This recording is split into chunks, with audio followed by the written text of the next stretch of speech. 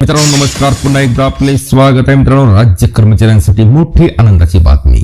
राज्य कर्मचाऱ्यांच्या संदर्भात वेतन फरक, पदोन्नती, अग्रिम वाटप, अंतिम सेवा ज्येष्ठ सूची, अनुदाने असे 5 मोठे निर्णय घेण्यात आलेले आहेत. जाणून घ्या सविस्तर या व्हिडिओच्या माध्यमातून. त्याकरता हा व्हिडिओ शेवटपर्यंत पहा. चॅनलला आपण अजूनपर्यंत सबस्क्राईब केलं नसेल तर सबस्क्राईब करा, व्हिडिओला लाईक करा, सोबतच मोठी आनंदाची बातमी आपल्या सर्व मित्र व परिवाराला सुद्धा शेअर करायला विसरू नका.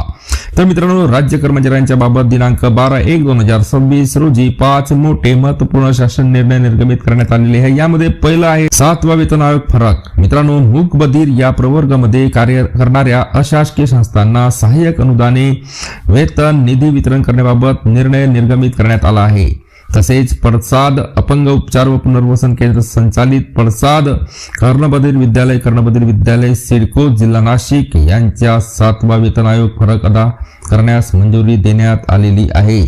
दुसरा आहे पदोन्नती. मित्रांनो, निवासी आयुक्त व सचिव महाराष्ट्र सदन नवी दिल्ली यांच्या स्थापनेवरील कार्यरत वरिष्ठ सहाय्यक कक्ष अधिकारी गट ब राजपत्री संवर्गातून व्यवस्थापन गट ब राजपत्री या पदावर पदोन्नतीने पदस्थापना देण्याबाबत निर्णय घेण्यात आलेला आहे.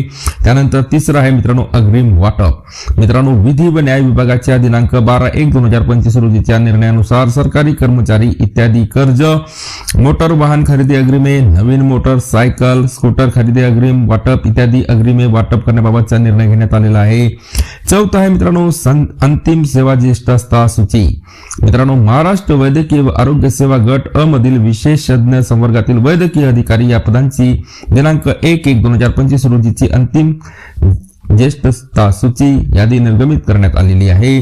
आणि शेवटचा 5वा आहे वेतन आयोग फरक. मित्रांनो, अंध या प्रवर्गातील कार्य करणाऱ्या अशासकीय संस्थांना सहाय्यक अनुदाने, वेतन, निधी वितरण करण्याबाबत अंध विद्यालय बोथडी, तालुका किनवट, जिल्हा नांदेड यांना वितरित करण्यास मंजुरी देण्यात आलेली आहे. पुन्हा भेटूया नवीन अपडेट्ससह पुढच्या व्हिडिओमध्ये. धन्यवाद.